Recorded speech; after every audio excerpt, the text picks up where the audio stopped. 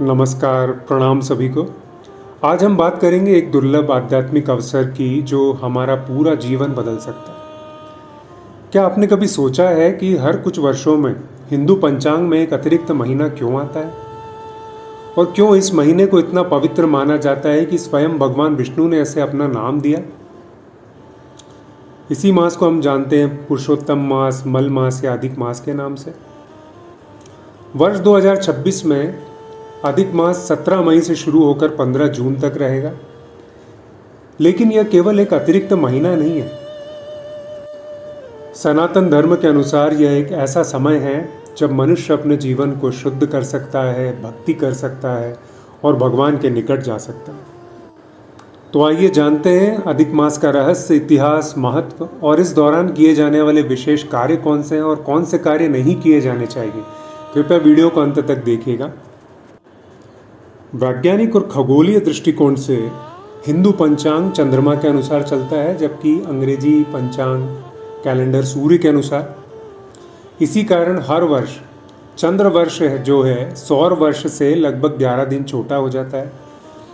कुछ वर्षों के बाद यह अंतर लगभग 1 महीने का हो जाता है और इसी अंतर को संतुलित करने के लिए एक अतिरिक्त मास जोड़ा जाता है। इसी को अधिक मास कहा जाता है।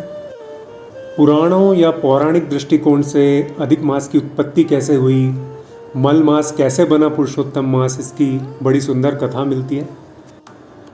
हिरण्यकश्यप ने ब्रह्मा जी से वरदान मांगा था कि वह न दिन में मरे न रात में, न घर के अंदर न बाहर, न अस्त्र से न शस्त्र से, और न ही 12 महीनों में कभी भी उसकी मृत्यु हो।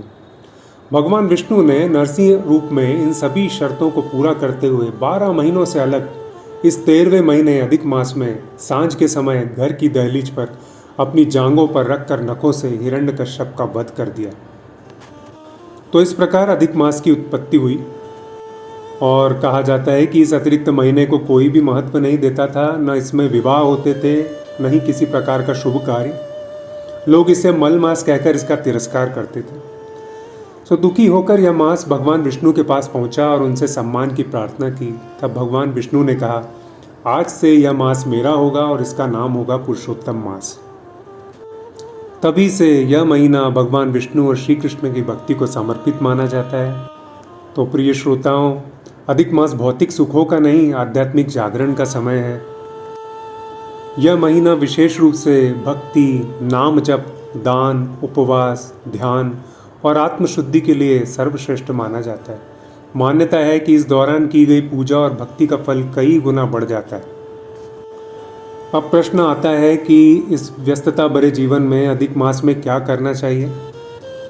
सुबह जल्दी उठें, प्रतिदिन दीपक जलाएं, श्री भगवान विष्णु का स्मरण करें, ओम नमो भगवते वासुदेवाय इस मंत्र का जाप करें, या फिर महामंत्र हरे कृष्ण कृष्ण कृष्ण हरे हरे, हरे राम राम राम हरे हरे, इन मंत्रों में से किसी का भी जप करें।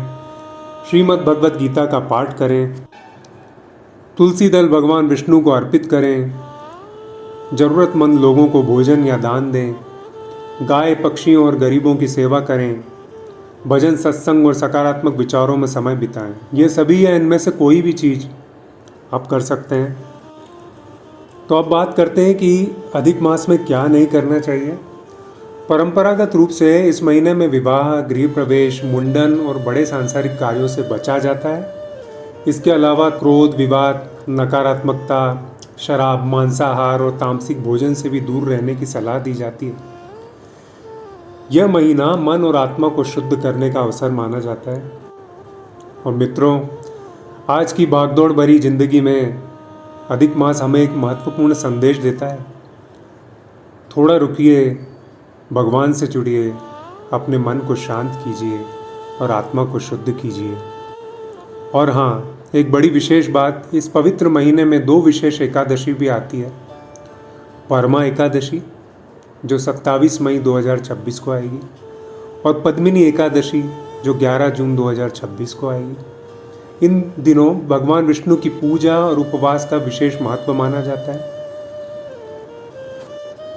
याद रखिए, भगवान भक्ति की मात्रा नहीं देखते, वे केवल भक्त का भाव देखते हैं। यदि संभव हो तो इस महीने एक छोटा सा संकल्प अवश्य लें। कोई भी एक संकल्प, प्रतिदिन एक माला का जाप, गीता का एक अध्याय, क्रोध से दूरी, या प्रतिदिन किसी एक ज़रूरतमंद की सहायता। वीडियो में कमेंट करके बताइए आप कौन सा संकल्प लेने वाले हैं। शायद यह अधिक मास आपके जीवन में यूं ही नहीं आया। शायद यह भगवान का निमंत्रण है अपने मन को बदलने का, अपनी आत्मा को शुद्ध करने का और भगवान के और निकट आने का। तो यदि आप सनातन धर्म और श्री भगवान विष्णु में आस्था रखते हैं तो कमेंट में ओम नमो भगवते वासुदेवाय लिखिए। यदि यह जानकारी आपको अच्छी लगी हो तो वीडियो को लाइक और शेयर करिए, चैनल को सब्सक्राइब करिए और बेल बटन प्रेस करिए। जय श्री कृष्ण, जय पुरुषोत्तम भगवान।